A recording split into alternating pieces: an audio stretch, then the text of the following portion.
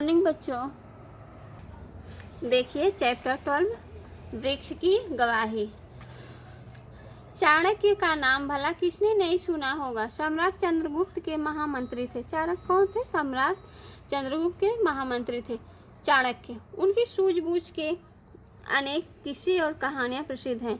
कहा जाता है कि एक बार सम्राट चंद्रगुप्त मौर्य के दरबार में एक बूढ़ा किसान रोता रोता आया और बोला, महाराज, मैं तो लुट गया, बर्बाद हो गया। मेरे मित्र शीलभद्र ने मेरा सारा जमा धन हड़प लिया।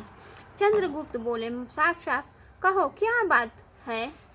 वह कहने लगा, महाराज, मैं एक गरीब किसान हूँ। मेरा नाम पंचानन है। कुछ समय पूर्व मैं तीर्थ यात्रा पर निकला था। जाते समय मैं अपना सारा जमा धन अपने मित्र के पास रख कर गया था। मैंने कहा था कि तीर्थ यात्रा से लौटने पर ले लूँगा, परंतु अब वापस आने पर वह मित्र मुझे पहचानता भी नहीं। कहता है, कौन सा धन, कैसा धन? मैंने तो तुम्हें पहले कभी देखा ही नहीं। महाराज, मैं क्या करूं? मेरे साथ न्याय कीजिए। महाराज ने पूछा, तुम्हारा धन कितना था? किसान बोला, महाराज, 5000 सिक्के। महाराज ने पूछा, क्या तुमने अपने मित्र के साथ कोई लिखा पढ़ी की थी? क्या तुम्हारा कोई गवाह है?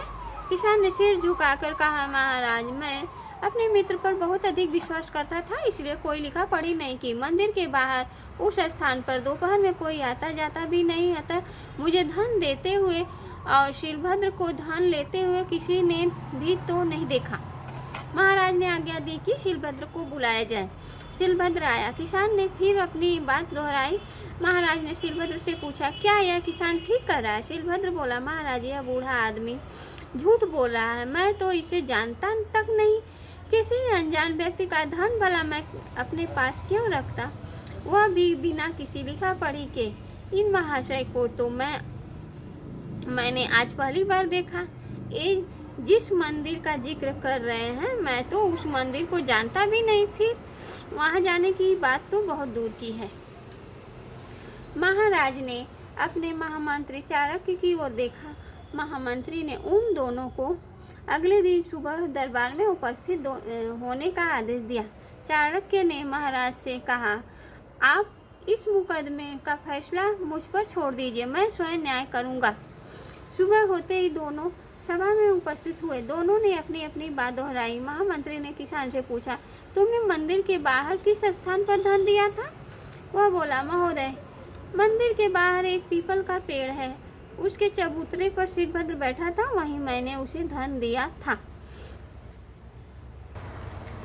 महामंत्री ने पूछा, धन देते हुए तुम्हें किसी ने देखा हो या न देखा हो? पेड़ ने तो अवश्य ही देखा होगा। बूढ़ा आदमी चौंकाते हुए बोला, जी महामंत्री। मंत्री बोले, जाओ पेड़ को बुला कर लाओ, वह गवाही देगा। हिचकिचाते हुए किसान पेड़ को लेने चला गया। सुबह से दोपहर होने को आई, परंतु किसान लौटकर नहीं आया। शीलभद्र बैठे बैठे परेशान हो गया। महाराज ने पूछा, क्या मंदिर बहुत दूर है जो बूढ़ा आदमी अभी तक नहीं आया?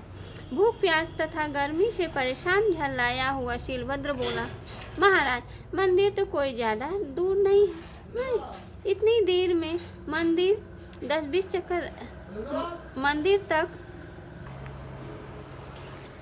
वो बूढ़ा चौंकाते हुए बोला, जी महामंत्री। मंत्री बोले, जाओ पेड़ को बुला कर लाओ, वह गवाही देगा। हिचकिचाते हुए किसान पेड़ को लेने चला गया। सुबह से दोपहर होने को आई, परंतु किसान लौटकर नहीं आया। शीलभद्र बैठे बैठे परेशान हो गया। महाराज ने पूछा, क्या मंदिर बहुत दूर है जो बूढ़ा आदमी अभी तक नहीं आया? भूख प्यास तथा गर्मी से परेशान झल्लाया हुआ शीलभद्र बोला, महाराज, मंदिर तो कोई ज़्यादा दूर नहीं है। मैं इतनी देर में मंदिर तक 20 चक्कर लगा सकता था, लेकिन वह बूढ़ा आदमी गया हो तब न। वह तो बहुत झूठा और पाखंडी है, जरूर घर जाकर खा पी कर आराम कर रहा होगा। महामंत्री ने मुस्कुराते हुए शीलभद्र से पूछा, क्यों मित्र, अभी तो तुमने कहा था कि तुम तो वहाँ कभी गए ही नहीं। तुम अब कैसे कह रहे हो कि मंदिर पास ही है? निश्चय ही वह बूढ़ा किसान सच कह रहा है और तुम झूठ। तुमने अवश्य ही उसका धन हड़प लिया है। अब अपनी इच्छा से उसका धन वापस कर दो, नहीं तो राजदंड के भागी बनोगे। शीलभद्र स्वयं अपनी बात के जाल में फंस चुका था। उसने अपना अपराध स्वीकार कर लिया। अब उसने बूढ़े का धन वापस देने का प्रण भी किया। थोड़ी ही देर में वह किसान आया। वह बहुत ही थका थका सा लग रहा था। वह बोला, महोदय, मैंने पेड़ से बहुत अनुनय विनय की, परंतु वह गवाही देने नहीं आया। महामंत्री चाणक्य ने कहा, नहीं, वह आया था, वह गवाही देकर चला गया। तुम्हारा मित्र शीलभद्र मान गया है कि उसने तुम्हारा धन लिया था।